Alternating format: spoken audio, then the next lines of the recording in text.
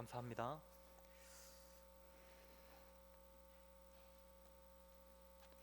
네, 오늘부터 언제까지일지는 모르겠지만 저는 주일에 설교를 하게 될 때는 갈라디아서 말씀을 설교하고자 합니다.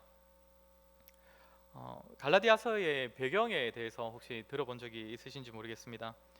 2절을 보면 수신자들을 향하여서 갈라디아 여러 교회들에게라고 하는데, 여기서 알 수 있듯이 갈라디아는 고린도나 에베소처럼 하나의 도시를 의미하는 것이 아니라 현재 터키 중부 지역을 당시에서는 현재 터키 중부 지역에 있었던 꽤 큰 그 넓은 지역, 그러니까 로마로 치면 갈라디아의 한 주, 그러니까 로마의 한 주였던 갈라디아 주를 향해서 쓰여진 편지입니다. 갈라디아서는 바울이 이 갈라디아 주 중에서도 남부 쪽 지역을 향해서 쓴 편지입니다. 우리가 사도행전이나 바울 서신을 통해서 배울 때에 이따금씩 등장하는 그 도시의 이름, 그러니까 비시디아, 안디옥, 또 여기서 말하는 안디옥은 그 바울을 파송한 그 안디옥 교회는 아니고 다른 안디옥이고, 또 이고니온, 루스드라, 더베, 이런 도시들이 다 이 갈라디아 남부 쪽에 속해 있었던 그 도시들입니다. 이 도시들은 바울이 제1차 전도 여행 때 전도를 하여서 교회를 세웠던 곳인데, 이 1차 전도 여행 이후에 바울이 이 도시들을 향하여서 편지를 적어 보낸 것이 바로 갈라디아서입니다. 그리고 왜 편지를 적어 보냈느냐? 한마디로 이 갈라디아 지역에 거짓 복음이 들어왔기 때문입니다. 6절을 보시면, 오늘 읽지 않았지만 6절을 보시면 너희를 부르신 이를 이같이 속히 떠나라고 하는데, 바울이 전도 여행을 마치고 지 얼마 지나지 않아서 거짓 교사들이 이 갈라디아 지역 교회에 들어왔고, 그들은 바울이 전한 복음을 변질시켰습니다. 안타깝게도 이 갈라디아 지역 교회들은 바울이 떠나간 지 얼마 지나지 않아서 그 거짓 교사들의 복음을 받아들이거나 또 그 거짓 복음으로 인하여서 흔들리게 된 것입니다. 그리고 이 소문을 바울이 들었겠지요. 이에 대하여 바울이 다시금 자신의 가르침을 상기시키고, 그래야 해서 바른 복음으로 이 성도들을, 갈라디아 지역에 있는 이 교회 성도들을 돌이키도록 하려는 의도로 이 편지를 적어 보낸 것입니다. 우리가 자주 듣는 교리 중에 이신칭이라는 교리가 있지 않습니까? 오직 믿음으로 의롭게 된다, 의롭다 함을 받는다. 물론 이 교리는 성경 전체에 전반적으로 다 흩어져서 나타나 있는 교리이지만, 바울이 이 교리들을 직접적으로 가르치는 서신서가 두 곳이 있습니다. 하나는 로마서이고 다른 하나는 갈라디아서입니다. 공교롭게도 제가 현재 새벽기도 때는 또 로마서를 설교하는 중인데, 이 둘 다 이신칭이라는 아주 어떻게 보면 기본적이지만 가장 핵심, 중심이라고 할 수 있는 이 교리를 다 자신의 서신서에 담아서 보내고 있습니다. 그런데 이 두 서신은 굉장히 분위기가 다릅니다. 로마 교회는 바울이 한 번도 방문한 적이 없었던 교회에 쓴 로마서 편지입니다. 그래 이곳에 편지를 쓸 때 바울의 마음은 처음으로 이제 자신의 가르침을 처음으로 전하는 것이니까 아주 필요한 거, 또 자신의 가르침 중에 핵심적인 것을 잘 전해야겠다, 그런 마음으로 편지를 기록했고, 그러는 가운데 핵심 교리인 이신칭의가 들어갔던 것이죠. 그러나 갈라디아서는 좀 전에 말씀드렸다시피 사정이 완전 다릅니다. 이미 이 교회 성도들은 바울의 가르침을 다 받았던 자들입니다. 이신칭의의 교리를 다 배워놓고서 오직 믿음으로 받는 구원에 대하여서 이미 다 들어놓고선 그렇게 목에 피가 나도록 바울이 가르쳤는데, 이 바울의 가르침에서 돌아선 것입니다. 여러분, 갈라디아 지역은 바울에게 있어서 굉장히 마음이 많이 쓰이는 그런 지역이었을 것입니다. 여기서 정말 많은 고생을 했기 때문입니다. 안디옥에서 박해를 받아서 이고니온으로 옮겨갈 수밖에 없었고, 거기서 또 돌로 치려 하여서 루스드라라는 곳으로 도망을 갔고, 거기서 열심히 사역할 때 또 거기서는 사람들이 반응이 참 좋았었습니다. 그런데 앞서 안디옥과 이고니온에서 바울과 바나바를 박해했던 자들이 이 루스드라까지 쫓아와서 따라와서는 이 바울을 또 박해하고 괴롭히기 시작했던 것입니다. 그렇게 고생하면서, 죽도록 고생하면서 말 그대로 목숨 걸고 복음을 전하고 교회를 세웠는데, 바울이 떠난 지 불과 얼마 되지 않아서 추측하기로 길어도 2년 아니라고 합니다. 교회가 거짓 복음을 따르고 있으니 바울의 심정이 어떠했겠습니까? 그러니 다음 주에 계속 살펴보겠지만 갈라디아서의 분위기는 상당히 뭔가 좀 논쟁적입니다. 거칩니다. 한글 성경은 이제 원어 성경에 번역된 성경을 또 다시 번역한 것이다 보니까 약간 이런 분위기가 좀 잘 파악하는 게 조금 아쉬운 면이 있는데, 다른 서신하고 비슷비슷해 보일 수 있지만 조금만 들여다보면 바울이 정말 열받아 있구나 지금, 이런 생각이 들 정도입니다. 그런데 우리 입장에서 참 감사한 것은, 물론 이렇게 생각하면 안 되겠지만, 갈라디아 성도들이 거짓 복음에 흔들려 준 덕분에 바울이 그들을 다시금 가르치기 위하여서 이 갈라디아서를 기록했고, 우리는 이 말씀을 통해 복음의 의미, 이신칭의의 교리를 더욱 분명하게 배울 수 있습니다. 제가 첫 설교라서 계속 이제 갈라디아 배경을 얘기하다 보니까 조금 서론이 길어졌는데, 이제 본문으로 바로 들어가도록 하겠습니다. 사실 오늘 읽은 본문만으로도, 그러니까 오늘 읽은 그 인사말만으로도 갈라디아서를 바울이 지금 기록하고 있는 이유, 결국 바울이 무엇을 말하고자 하는지를 다 찾아볼 수 있습니다. 먼저 1절을 보면 바울 서신의 전형적인 특징이죠. 자신의 사도됨에 대하여서 밝힙니다. 사람들에게서 난 것도 아니요 사람으로 말미암은 것도 아니요 오직 예수 그리스도와 그를 죽은 자 가운데서 살리신 하나님 아버지로부터 말미암아 사도된 바울은, 사도는 직접적으로는 보냄을 받은 자라는 뜻의 단어입니다. 누군가로부터 사명을 받고 그 보낸 자의 그 권한을 대신 위임받아서 대리인으로서 어딘가에 가서 그 보낸 자의 사명을 수행하는 그런 역할을 하는 자가 사도입니다. 이것은 성경에 처음으로 등장한 단어가 아니라 이미 헬라 지역에서는 익숙하게 사용되었던 단어, 우리가 흔히 사신, 사자 이렇게 사용하는 단어가 헬라어로 사도였습니다. 그러나 성경이 말하고 있는 사도는 좀 다른 의미가 있습니다. 성경이 말하는 사도는 오직 예수님께 보냄을 받은 자입니다. 오직 예수님으로부터 보고 듣고 배운 자들 중에서 예수님의 사명을 받아 예수님의 파송을 받은 특별한 자들만을 향하여 사도라고 부릅니다. 그러니까 보냄을 받기만 하면 사실상 신분권 같은 사람한테도 사도라는 단어를 사용을 할 수는 있었습니다. 그러나 지금 성경이 말하고 있는 사도는 예수님으로부터 비롯된 사도를 지칭하는 것이고, 바울도 이런 의미에서 자신이 사도라고 밝히는 것입니다. 이런 사도는, 성경에서 말하는 사도는 가룟 유다를 제외한 예수님의 11제자와 나중에 보충되었던 마띠아라는 제자와 그리고 바울과 바나바만이 이 특별한 의미에서의 사도라고 지칭을 받습니다. 바울은 갈라디아서에서 자신의 사도직에 관하여 굉장히 강조하여 말하고 있습니다. 1절을 보면 1절에서 자신을 사도라고 소개하는 이 이야기가 다른 서신을 한번 살펴보시면 거기보다 훨씬 뭔가 좀 강조하고 있다는 느낌이 확 들어집니다. 이 갈라디아서의 1장 1절을 보시면, 그리고 1장 11절부터 2장 10절까지가 다 자신의 사도에 관한 이야기입니다. 이것은 당시 갈라디아 교회에 아까 말씀드렸지만 거짓 복음이 지금 성행하고 있는 문제가 있다고 했는데, 그 거짓 복음이 발생했던 원인 중에 하나가 바로 바울의 사도성과 관련이 있기 때문입니다.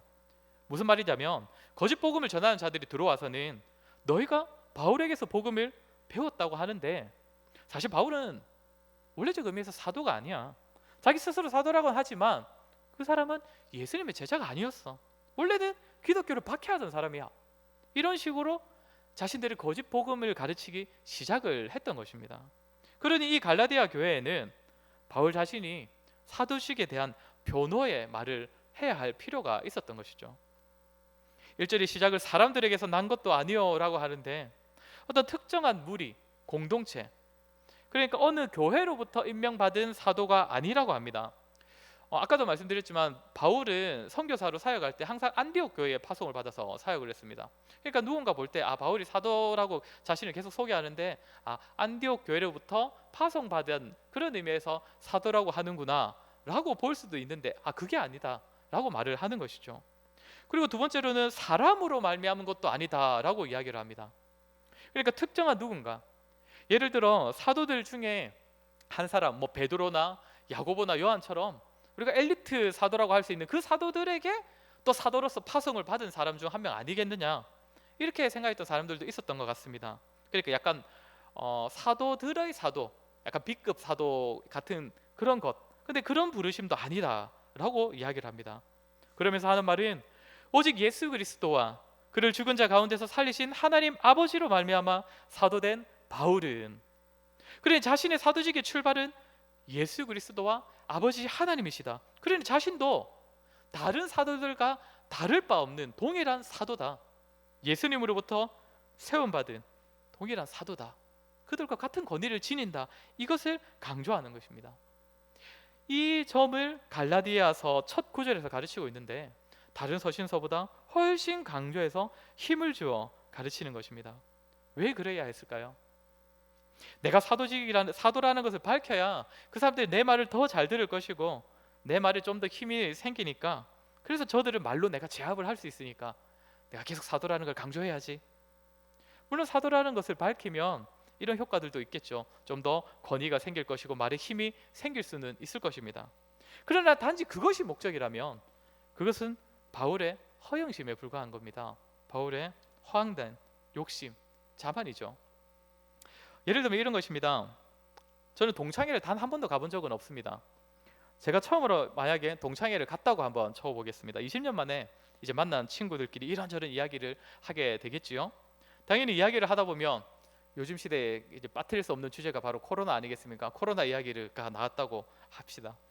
또 그러다 보니 코로나 이야기하면 또 빠질 수 없는 주제가 교회의 대면 예배 이야기 아니겠습니까? 그래서 그런 이야기가 벌어진 것입니다. 그러다가 교회 이야기를 하다 보니까 교회가 믿는 것은 이렇다더라 저렇다더라, 교리가 어쩌니 저쩌니, 이런 얘기가 시작되었습니다. 거기 논쟁을 벌이는 사람들 중에는 불신자도 있고 어느 교회 집사도 있고 좀 초신자도 있어서 막 각자 자기의 생각을 가지고 이 성경에 대하여 교회에 대하여 논쟁을 벌이고 있습니다. 그런데 그걸 가만히 지켜보고 있던 제가 이제 나서서 저의 말을 하려고 하는데 가장 먼저 제가 어떤 말을 꺼내면 제가 그들을 말로써 제압을 할 수 있겠습니까? 너무 어려운 문제입니까? 얘들아, 나 목사야. 한마디 하면 끝장 아니겠습니까? 야 얘들아, 나 10년 넘게 설교만 했어. 그게 내 직업이야. 이런 말을 해버리면 그때부터는 제 말이 더욱 힘을 얻겠죠. 그들의 말이 한 1, 2 정도의 힘을 얻는다면 나는 목사야 한마디 하고 난 이후에 하는 제 말은 7, 8 정도의 힘을 얻을 것입니다. 이것 때문에 제가 목사라는 것을, 이 효과를 얻기 위해서 제가 목사라는 것을 만약에 강조한다면 그것은 저의 허영심이죠. 저의 잘못된 교만입니다. 바울도 지금 자신의 사도성을 말하면 겉으로는 방금 제가 예를 든 그런 효과를 얻을 수 있을지도 모르겠습니다. 그러나 바울이 자신의 사도성을 이토록 강하게 길게 변호하여서 자신이 정말 하나님으로부터 세움받은 사도라는 것을 그들로 하여금 알게 하고 싶은 이유가 무엇입니까? 자신이 전한 복음을 변호하고 싶어서입니다. 성경이 말하는 사도는 예수님으로부터 시작된다고 했습니다. 1절에서 사도는 예수 그리스도와 아버지 하나님께서 직접 세우셨다고 했습니다. 그러니 사도의 가르침 곧 누구의 가르침이겠습니까? 예수님의 가르침입니다. 그러니 사도로서 바울이 가르치고 베드로가 사도로서 가르치고 요한이 사도로서 가르친 모든 글과 편지가 지금 성경이 되었죠. 사도의 말은 곧 예수님의 말과 동일한 권위를 가지기 때문입니다. 참고로 로마 카톨릭은 이 사도직이 지금도 계승되고 있다고 봅니다. 그렇기 때문에 교황을 사도라고 칭하면서, 그래서 천주교에서는 교황의 가르침이 성경과 동일한 권위를 지닙니다. 잘못된 것이죠. 성경이 말하는 사도직은 아까 제가 말씀드린 이 사람들이 전부입니다. 아무튼 바울은 제가 아까 예로 든 것처럼 제가 마치 저의 말을 좀 더 힘을 주어 말하고 싶어서, 그들을 어떻게 보면 말로써 이기고 싶어서, 내가 저들과의 논쟁에 이기고 싶어서, 내가 말로 저들을 제압하고 싶어서, 그런 허영심 때문에 바울이 사도직을 강조하는 것이 절대 아닙니다. 결국 자신의 사도직을 알게 함으로써 자신이 이전에 전한 복음은 내가 지어내었던 이야기가 아니라 내가 내 생각대로 성경을 해석해서 너희에게 가르쳐 준 것이 아니라 내가 예수님으로부터 직접 듣고 보고 배운 것을 가르쳐 주었던 것이고, 그렇게 하여서 바른 복음을 다시금 가르쳐주고 갈라디아 교회를 거짓 복음으로부터 건져내주고 싶은 것입니다. 보호해주고 싶은 것입니다. 서신서를 읽을 때마다 바울이나 저자들이 복음을 전한다고 하거나 뭔가 가르친다고 할 때 그 말하고 전하는 것에 대하여서 이제 자주 사용하는 표현이 있는데, 그것이 무엇이냐면 받은 것이라는 표현입니다. 그러니까 나에게서 난 것이 아니라 나 또한 받은 것이다. 내 생각이 아니라 받은 것이다. 누구로부터 받은 것입니까? 사도는 오직 예수 그리스도께 받은 것입니다. 그러니 내가 사도다. 그러니 지금 나는 예수님께 받은 것을 전하는 것이다. 그렇기 때문에 너희가 내가 전한 대로 받고 믿어야 예수님의 가르침을 따르는 것이고 바른 진리를 아는 것이고 그것이 곧 복음이다. 이 이야기를 전하고자 바울은 자신의 사도직을 아주 강하게 주장하는 것입니다. 누군가는 바울의 허영심 때문 아니냐, 바울의 허세 아니냐 할지 모르지만 바울은 끊임없이 사도라는 자기소개를 입에 달고 살았고 각 편지마다 적어 놓았습니다. 나는 사도다. 그리스도로 말미암은 사도다. 왜요? 복음을 지켜야 하니까. 바른 진리를 지켜야 하니까 어떻게든 강조하고 있는 것입니다. 이 가르침이 예수 그리스도로 말미암은 가르침이다. 사랑하는 성도 여러분, 우리는 사도 아닙니다. 그때 그 사도들의 자격과 권위를 가진 사람은 지금 남아있지 않습니다. 사도의 조건에는 예수 그리스도로부터 직접 보고 배워야 한다는 것이 조건이 있기 때문입니다.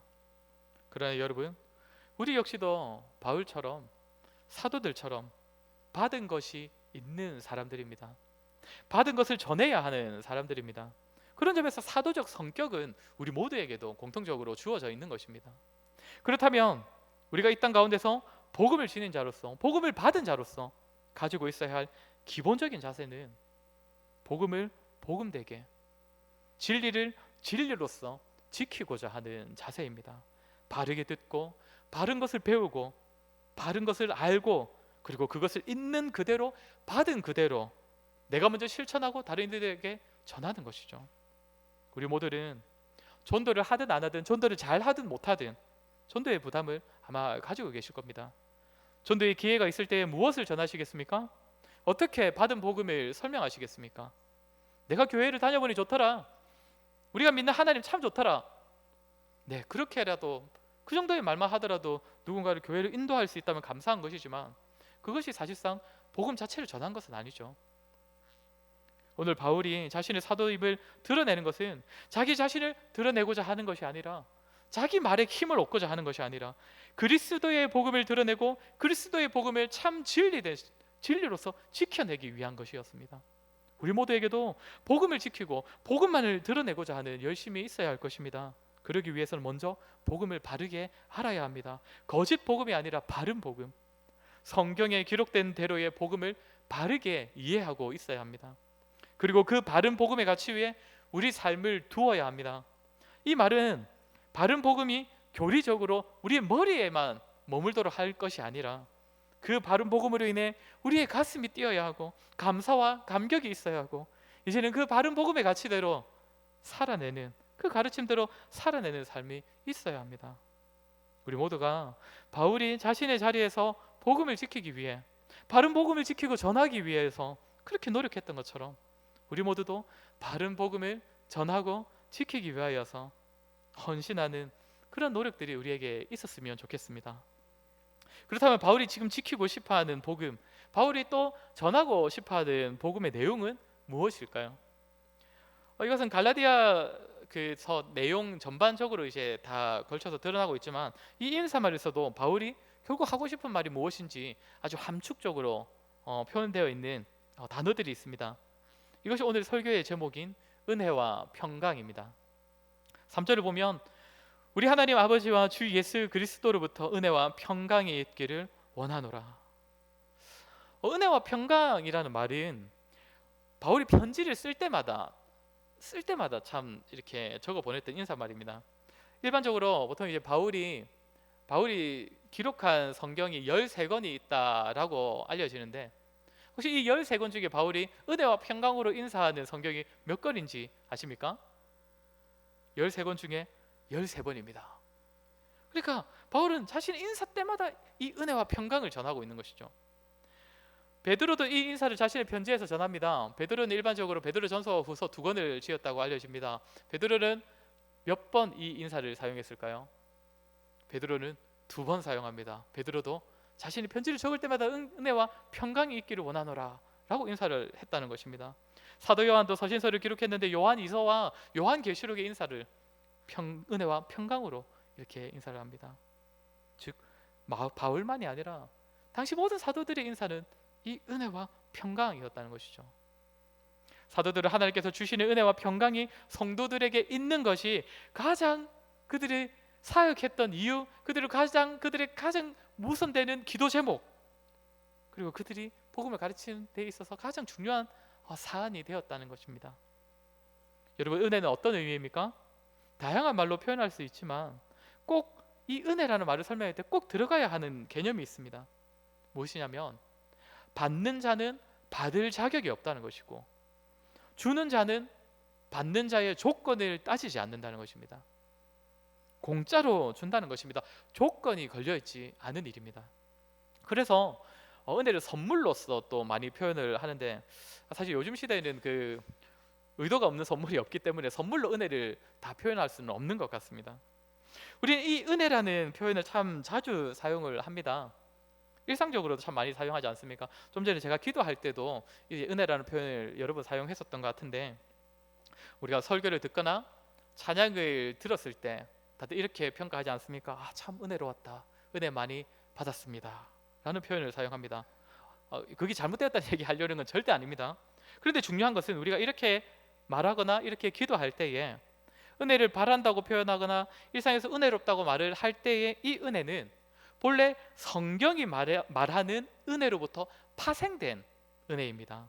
그러니까 성경이 증거하는 본질적인 은혜가 있기 때문에 그 은혜를 받은 자들이 또 일상에서 누리는 것이 은혜가 되는 것이죠. 그래서 그 은혜롭다라고 표현을 할 수 있는 것입니다. 그렇다면 여러분, 본질적인 은혜가 무엇이겠습니까? 참고로 본질적인 은혜라는 표현은 제가 쉽게 설명하려고 사용하는 표현이니까 다른 데 가서 말씀하시면 안 됩니다. 본질적인 은혜. 그러니까 성경은, 제가 뭐 성경을 다 알지는 못하지만 성경에서는 단 한 번도 은혜라는 말을 사용하면서 다른 데에 사용해 본 적이 없습니다. 오직 성경에서 사용되는 은혜는 하나밖에 없습니다. 다들 아시죠? 하나님으로부터 오는 구원입니다. 하나님의 자녀 삼아주신 은혜를 성경에서는 은혜라고 말을 합니다. 이 내용이 본문 3절에서 은혜 뒤에 곧바로 따로 나오는 평강이라는 말이 잘 가르쳐 줍니다. 평강. 평강은 평안, 평화, 화평 이렇게도 말할 수 있는데, 궁극적으로 하나님과 죄인 사이의 평강을 말합니다. 하나님과 죄인 사이에 회복된 관계, 그 평강. 갈라졌던 하나님과 죄인의 관계가 평화로운 상태로 회복되는 것. 에베소서 2장에서 우리는 본래 하나님의 진노의 자녀라고 말을 하는데, 우리가 하나님의 진노의 대상이라고 하는데, 하나님과 예수로부터 오는 은혜로 인하여서 어떻게 된다는 것입니까? 그 원수되었던 관계가 회복되어서 이제 평강이 시작되었다는 것이죠. 사도 바울은, 사도 요한은, 또 사도 베드로는 자신들의 편지에서 이 인사의 말을 전하고 싶은 것입니다. 이 하나님의 은혜, 이 하나님의 평강이 너희에게 있을지어다, 있어야 한다. 이것이 궁극적인 복이다. 너희가 믿음을 가지고 회심하고 하나님을 가까이 하고 예수님을 영접함으로써 다른 것이 주어지기를 바라는 것이 아니라, 내가 너희에게 이 편지를 쓰는 것은 내가 항상 너희를 위하여 기도하는 제목은 이 은혜와 이 평강이 너희 모두에게 있기를 바라기 때문이다 라는 것이죠. 하나님으로부터 오는 은혜와 평강이 무엇인지를 참 잘 보여주는 예화가 우리가 성경에서 찾아볼 수 있는데, 예수님께서 하신 비유 중에 우리 탕자의 비유가 바로 이 은혜와 평강이 무엇인지 참 잘 보여줍니다. 아버지의 둘째 아들은 아버지의 재산을 나눠받아서는 먼 나라로 가서 허랑방탕한 생활하며 그 재산들을 다 탕진해 버립니다. 그래서 돼지들이 먹는 음식으로 배를 채우는 그런 삶을 살아가게 되었습니다. 그러다가 어느 날 아버지께 있었던 그 풍성한 것들, 많은 품금들, 풍성했던 그 양식들을 떠올립니다. 그리고 스스로 돌이켜 아버지께로 돌아가겠노라 하고 아버지께로 실제로 돌아갑니다. 아버지를 만나서는 내가 아버지께 죄를 지었으니 이제 아들로 여기지 않으셔도 좋으니 나를 다시금 받아주십시오 라고 합니다. 그러자 아버지는 종들에게 말을 합니다. 당장 제일 좋은 옷을 가져다가 이 아들에게 입히고 아들의 손에 손가락 가락지를 끼우고 발에 신을 신기라. 그리고 송아지를 잡자. 그리고 잔치를 벌이자. 즐기자. 이는 내 아들이 죽었다가 다시 살아났기 때문이라며 아버지와 종들이 함께 기뻐합니다. 여러분, 이것이 은혜이고 이것이 평강입니다. 하나님의 은혜는 집 나간 탕자를 다시 받아줍니다. 아버지의 말을 듣기를 거부하고 아버지와 함께 있기를 싫어서 멀리 떠났지만 아버지께 받은 것을 온갖 세상 것들로 허랑방탕하게 다 탕진해 버렸지만 이제는 이전의 모습을 찾아볼 수 없고 아들다운 모습은 조금 더 남아있지 않지만 다시금 아버지께로 돌이킬 때에, 아버지를 찾을 때에 아버지께서는 기꺼이 받아주십니다. 너희의 죄부터 다 해결하고 오라. 너가 지금 너무 더러워졌으니 그것들 다 씻고 돌아오라. 어떻게든 옷을 사서 다시 갈아입고 돌아오라. 그럼 내가 너를 받아주겠다. 이렇게 조건을 내세우시지 아니하시고 아무 조건 없이 기꺼운 마음으로 아주 즐거워하고 기뻐하시며 그 아들을 받아주시고 다시 아버지와 아들의 관계를 누릴 수 있도록 해주시는 것, 베풀어 주시는 것, 이것이 그리스도 예수와 아버지 하나님께서 우리에게 베풀어 주신 은혜와 평강입니다. 이것은 오직 하나님께로부터만 주어집니다.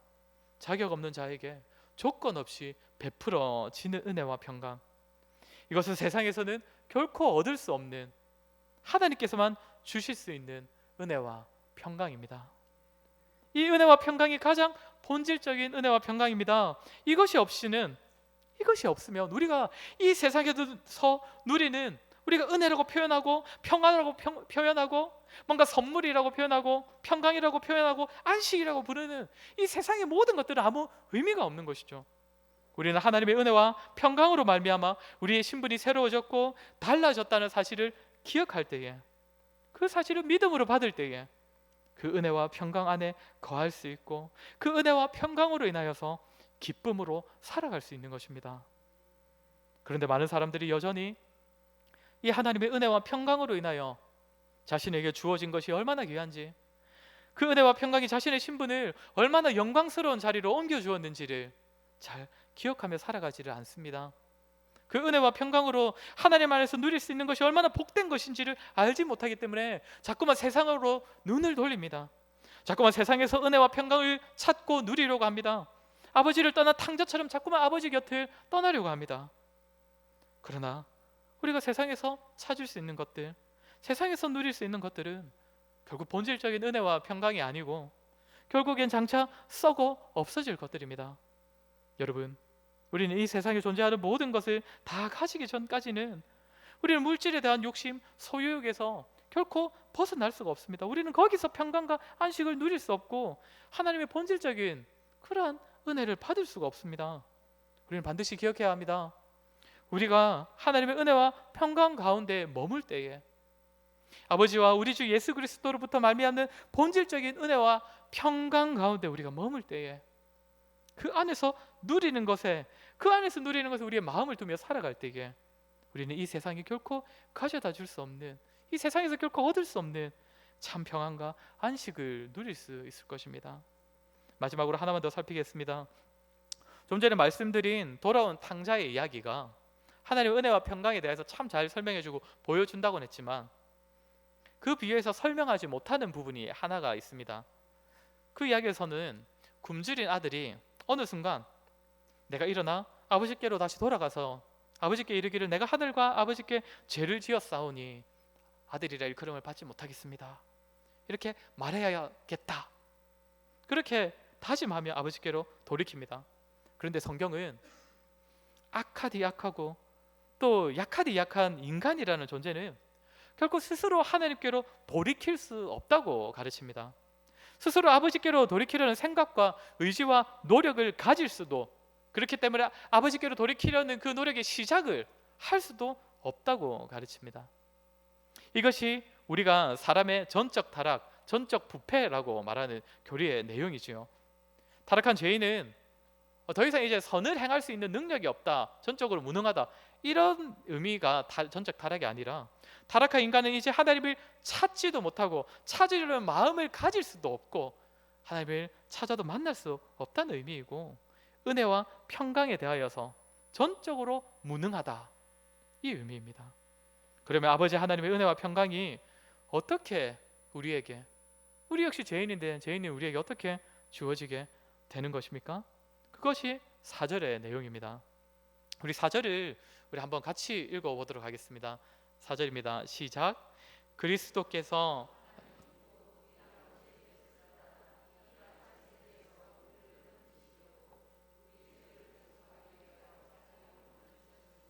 아멘.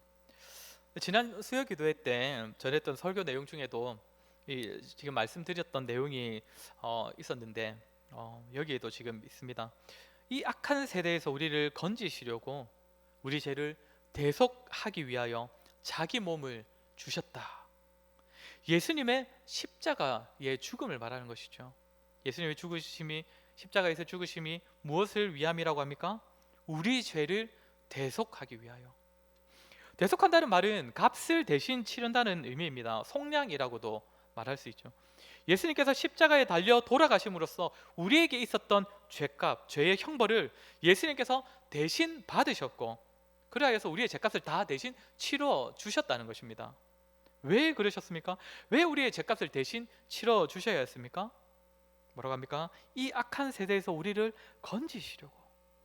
여기서 말하는 악한 세대는 요즘 세대, 요즘 시대 이 의미가 아닙니다. 현 시대를 말하는 것이 아니라 지금으로부터 종말 때까지 이르는 모든 세대를 의미합니다. 그러니 여기서 건졌다는 것은 단지 이 세상의 풍조에서 잠깐 건져줬다는 것이 아니라 결국 지옥으로 갈 수밖에 없는 이 악한 세대에서 건져 주었다는 것입니다. 예수님께서 대신 값을 치러서 건져 주셨다는 것.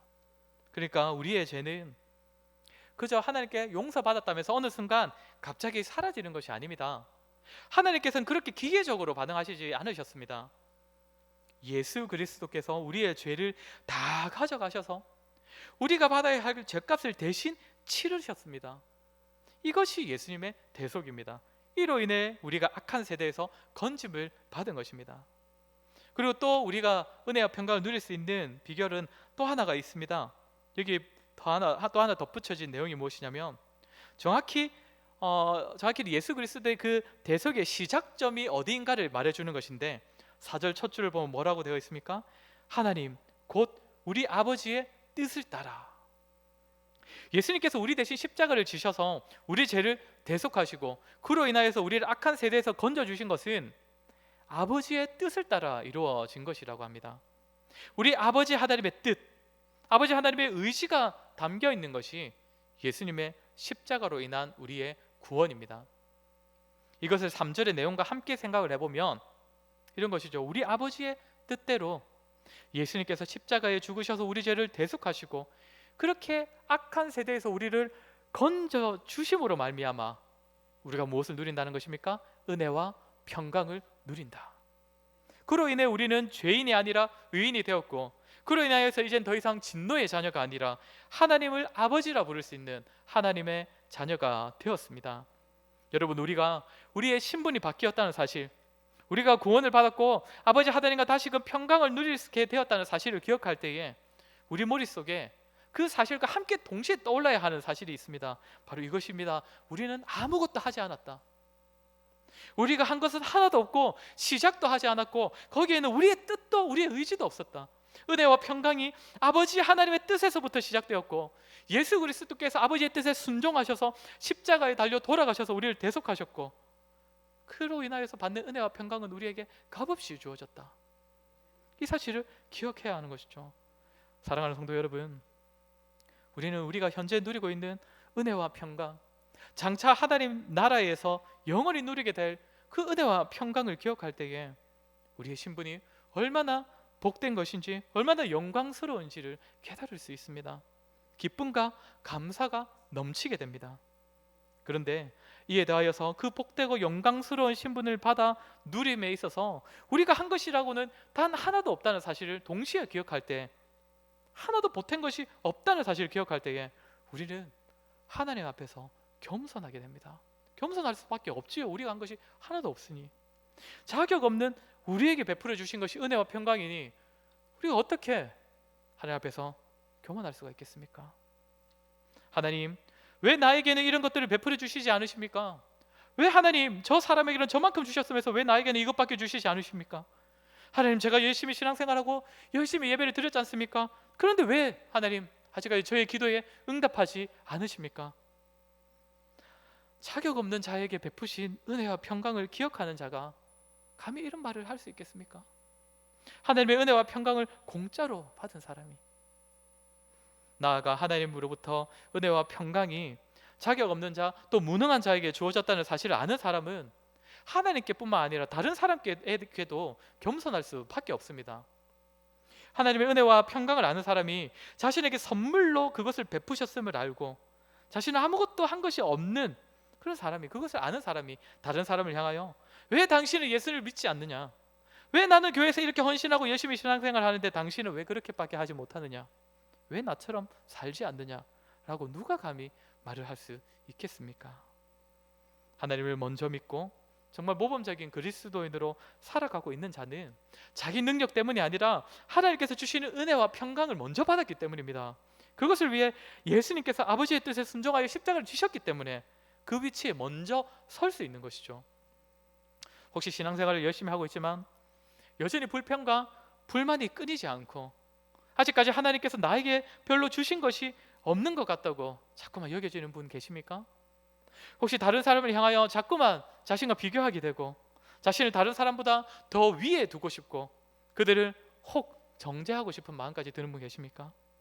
만약 그런 분이 계신다면 우리가 현재 지금 이 자리에 오기까지 어떤 과정을 거쳤는지를 알지 못하거나 배웠지만 기억하지를 못하는 것입니다. 우리의 노력, 우리의 희생, 우리의 헌신, 우리의 열정 아무것도 없었습니다. 우리의 뜻도 우리의 의지도 없었습니다. 아버지 하나님의 뜻밖에 없었습니다. 우리는 작은 조건도 성취한 적 없습니다. 오직 예수님께서 아버지 하나님께서 요구하시는 조건에 합당한 희생 제사를 치르셨고 우리는 그저 그것을 함께 누리고 있는 것뿐입니다.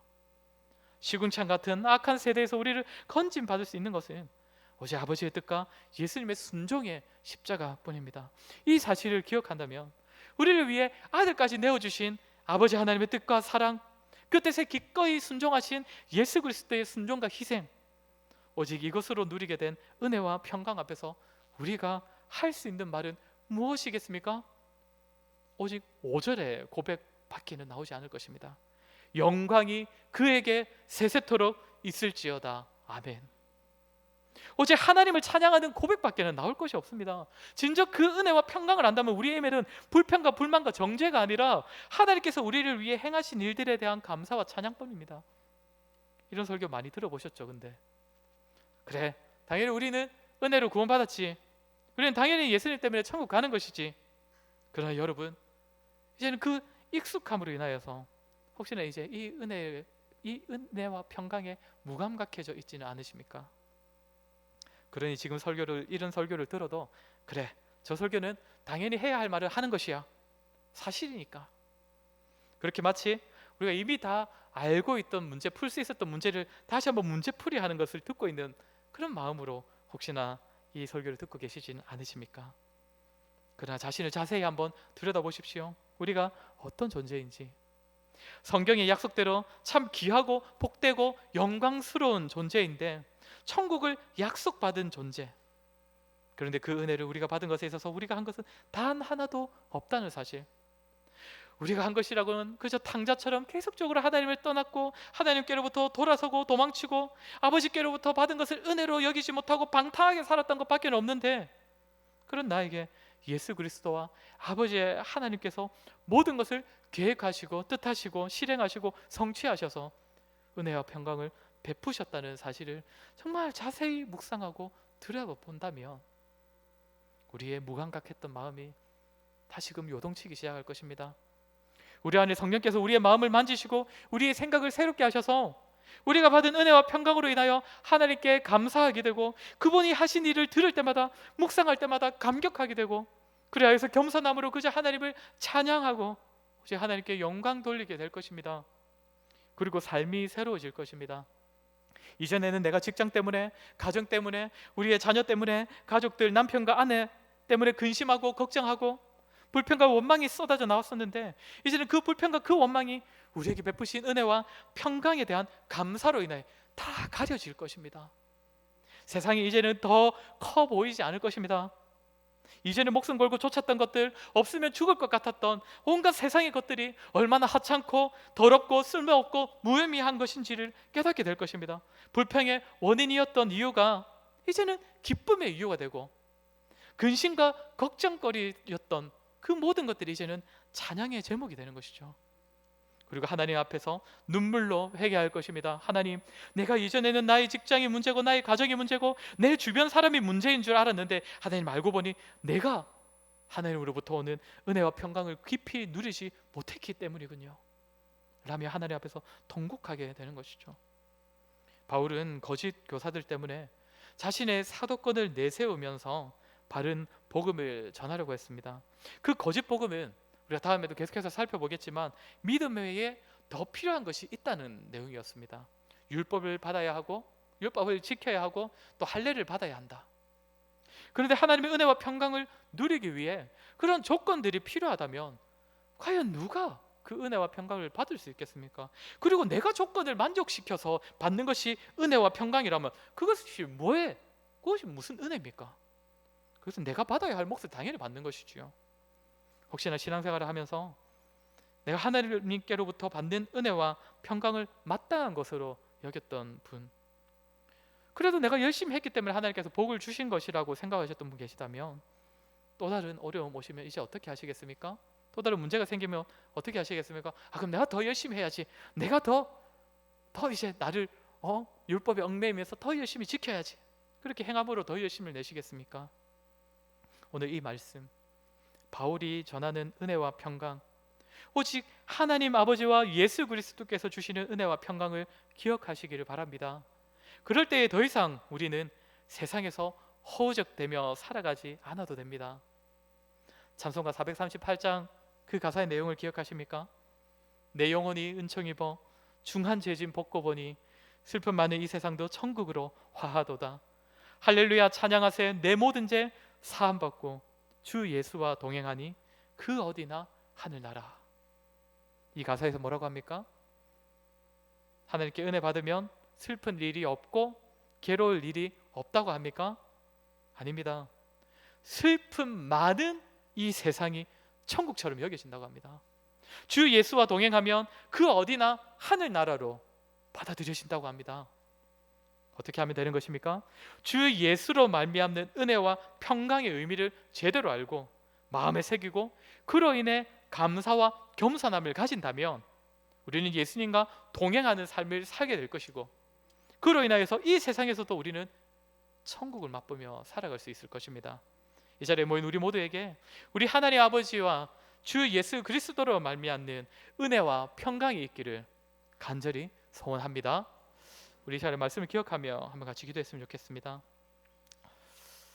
우리 이렇게 한번 같이 기도합시다. 하나님, 우리에게 다시금 하나님께로부터 받은 그 구원의 은혜, 그리고 그 은혜로 말미암는 하나님과의 평강, 그에 대한 감사와 감격을 회복시켜 주시옵소서. 계속적으로 우리가 세상으로 눈을 돌리고 세상의 것들을 더 많이 가지고 더 많이 누리는 것으로서 은혜와 평강을 바라고 있는 그러한 우리의 모습들 있다면 용서해 주시고 돌이키게 하셔서 하나님께서 뜻을 삼아서 하나님께서 뜻을 세우시고 예수 그리스도께서 대속하심으로 말미암아 우리에게 주어진 그 은혜와 평강이 얼마나 크고 값진 것인지를 날마다 깨달음으로 말미암아 우리가 이 세상에서 얻고자 하는 그 모든 것들이 없다 하더라도 그에 대한 불평과 불만이 하나님께서 베푸신 일들에 대한 감사로 다 가려지고 덮어지게 하여 주시옵소서.